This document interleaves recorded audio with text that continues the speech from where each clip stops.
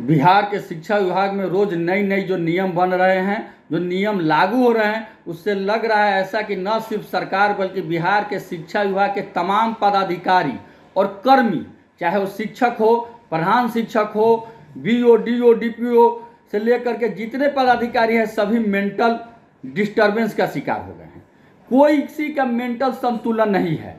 सब इतना न आनंद फानंद में रोज नई नियम, रोज नया कानून बन रहा है, निकल रहा है कि उसको पालन करने में सब मेंटल डिस्टर्ब हो गए हैं, सब परेशान हो गए हैं, जिसका खामियाजा उनको भुगतना पड़ रहा है। उनके पारिवारिक स्थिति कलह का शिकार हो गई है, उनका सामाजिक जीवन तबाह हो गया है। ऐसा लगातार देखने को लग रहा है। ये देखिए, छपरा जिला में, सारण जिला में, मढ़ौरा और इसुआपुर 2 प्रखंड शिक्षा पदाधिकारी अपना पत्र निकाले कि जो शिक्षक बच्चे को लाएंगे और जहां पर बच्चे उपस्थित नहीं होंगे, अगर कम उपस्थिति रहेंगी तो वहां के उनका पेमेंट काट करके ट्रेजरी में 15 दिन का पेमेंट काट के जमा कर दिया जाएगा। जबकि यह आदेश सरकार द्वारा टोला सेवक को दिया गया है, लेकिन उनके द्वारा शिक्षक को दिया गया। उनके द्वारा यह आदेश शोकॉज किया जा रहा है कि आपने सक्षमता परीक्षा क्यों नहीं दिया, इसका जवाब दीजिए। जबकि ऐसा सरकार का कोई निर्देश नहीं है। और उन्होंने लिखा है कि सारण के डीओ के वीसी में, क्या पूरे बिहार में सारण के डीओ ही वीसी किए, क्या 2 ही प्रखंड के लिए किए? तो ये स्थिति बन गई है। कहीं भी आप जाइए, हर जगह नियम बना है। जांच पदाधिकारी हौलदार को, सिपाही को राइफल धरा करके उनको एसपी का पावर दे दिया गया है। तो बताइए कि क्या स्थिति होगी? ये तो बदतर स्थिति होगी ना। उनको दे दिया गया है विद्यालय जांच। एमए, पीएचडी, एमएससी जो टीचर है, बीएड, एमएड है, उनका जांच कर रहे हैं टोला सेवक। उसमें स्पष्ट है कि जो निरीक्षण करता है वो विद्यालय में जाएंगे, जहां विद्यालय का बोर्ड है उसके नजदीक खड़ा होकर के अपना फोटो खींचेंगे और उसको अपलोड करेंगे, ताकि ये पता चल सके कि कितने बजे कौन निरीक्षण करता किस विद्यालय का फोटो खींचा। यही आदेश है सरकार का। लेकिन निरीक्षण करता जा रहे हैं विद्यालय में, सभी शिक्षक को कह रहे हैं आ जाओ आ जाओ आ जाओ, ग्रुप में फोटो खिंचा के डालेगा। जबकि ऐसा कहीं नियम नहीं है। कहीं कहीं तो निरीक्षण करता कह रहे कि छात्रों के फोटो खींच के डालिए, अब पढ़ाइए, हम उसको देख करके डालेंगे। अरे भाई, एमएससी पीएचडी लोग पढ़ा रहे हैं, उसकी जांच एक टोला सेवक क्या करेंगे? उसकी जांच जो रिटायर्ड बीआरपी हैं, जिनको सरकार कह दी कि अब आप काम करने लायक नहीं है, अब आप घर पर जाके आराम कीजिए, वो जांच कर रहे हैं, वो क्या करेंगे? तो सभी, किसी भी पदाधिकारी से आप पूछिए कि सर इसमें क्या नियम है, सब लोग कह रहे हैं हम वही नियम है जो आप जान रहे हैं, वही नियम है जो चिट्ठी निकला है। कोई कुछ बोलने के लिए तैयार नहीं है, कोई कुछ लिखित आदेश निकालने के तैयार नहीं है। पूरे विभाग में अराजकता फैला हुआ है।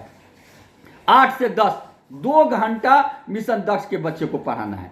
किसी कारणवश अगर कोई शिक्षक बीमार पड़ जाते हैं या नहीं जा पाते हैं तो उनको सीएल स्वीकृत करा के सीएल चढ़ाना है। यह कौन सा नियम है भाई कि 2 घंटे के लिए सीएल स्वीकृत होगा? क्या हमारा 2 घंटे के लिए सीएल है? अगर हमारा स्कूल 9 से 5 चलता है और हम 1 घंटे 2 घंटे किसी कारण से मोटरसाइकिल एक्सीडेंट होने से, खराब होने से लेट पहुंचते हैं, तो लेट से हमारा हाजिरी बनता है उस दिन का, और 3 लेट बनने पर 1 सीएल चढ़ता है। लेकिन आज एक ही दिन 2 घंटा क्या, आधा घंटा लेट हो रहा है, तब तक सीएल का दरखास्त दीजिए और सीएल चढ़वाइए। ये कहाँ का नियम है कि 1 घंटा के लिए सीएल चढ़ेगा?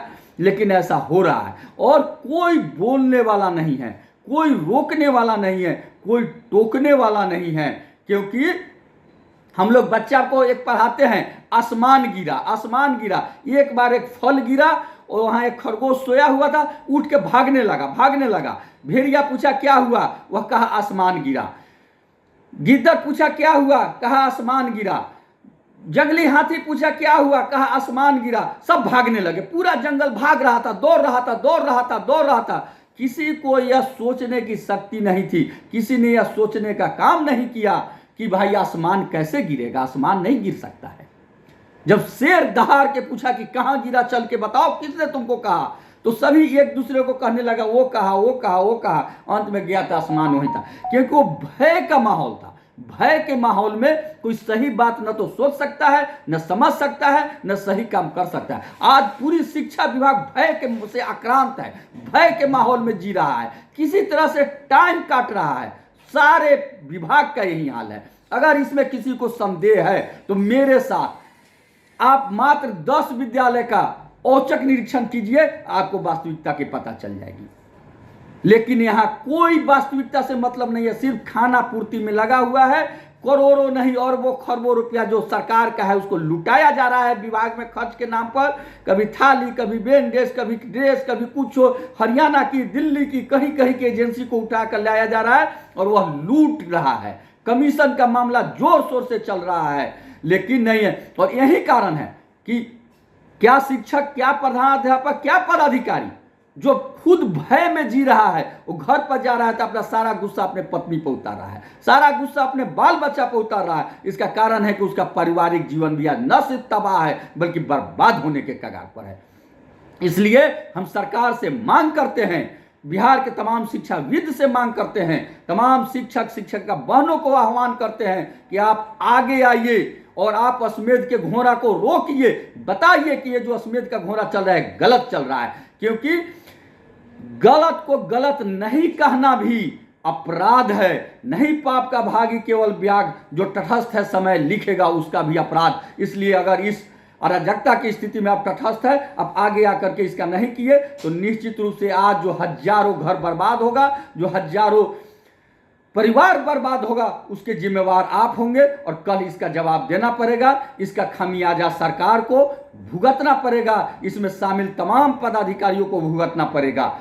आपका केशव कुमार, प्रदेश अध्यक्ष शिक्षक संघ बिहार।